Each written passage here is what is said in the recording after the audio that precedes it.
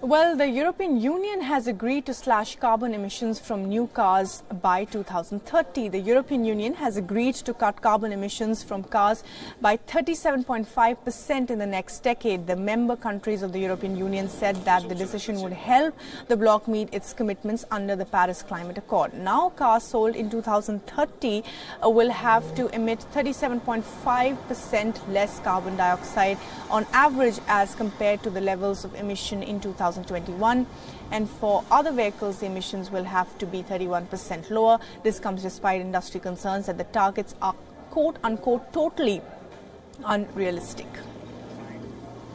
The 37.5% CO2 reduction target as proposed now by the environment ministers and the European Parliament is going to be, in our opinion, too ambitious and not realistic based on the facts we know today.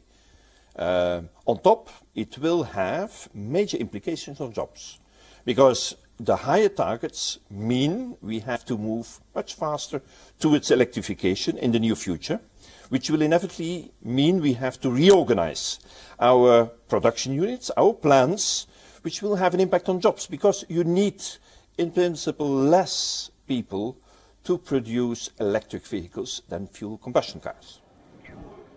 And well, the 28-nation bloc has been divided for months over the strict about this, of course, should the carbon emissions from vehicles be reduced to this. The ultimate goal is, of course, to reduce overall greenhouse gases by 40% by 2030. Activists have said that the deal was a fair one.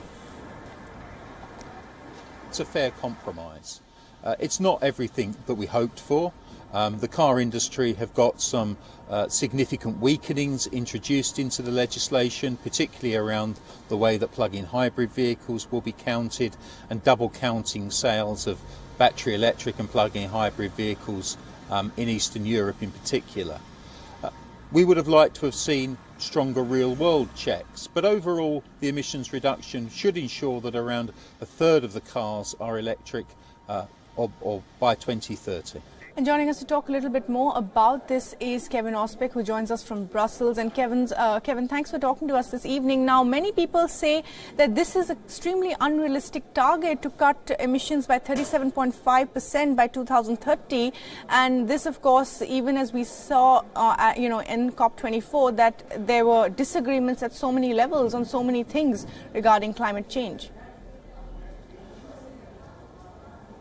Yeah, it seems with this particular initiative from the EU, no one's really all that happy about it. You have car makers that say this is completely unrealistic, that it's going to create a seismic shift when it comes to the number of people here on this continent that's employed by the car making industry. And then you have environmental groups saying, well, really, the EU isn't doing enough here, even by targeting cars and by trying to lower emissions in new cars by 37.5%.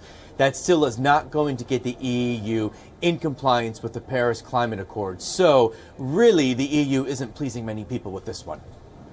Right. Kevin, well, stay with us. You know, the other big story, of course, coming out of is from Belgium and the rising anti-migrant and nationalistic sentiment that has led to the collapse of another government in Europe. And the Belgian Prime Minister, of course, Charles Michel, has resigned from 5 months ahead of the elections. The resignation follows the exit of the biggest party in his coalition over the United Nations Pact on International Migration. The King is likely to call him today, of course, to lead a caretaker government until a new government is sworn in.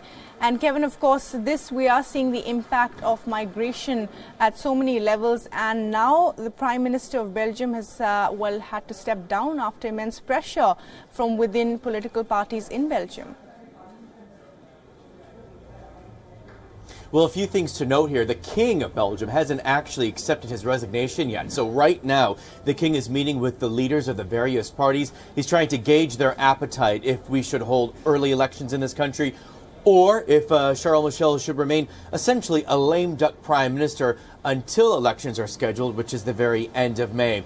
What's important to note here is that Charles Michel was kind of brought down by not just Flemish nationalists, but also other parties in the parliament, including the Flemish Socialists and the Green Party, so those on the opposite end of the spectrum. They're the ones that pushed for the vote of no confidence, and they're the reason why he didn't get that vote of confidence to hold a minority government. So the future of Charles Michel in doubt right now. We don't know if his days are ticking down and they're numbered, or if he'll hold on to that position and lead the government for a few more months.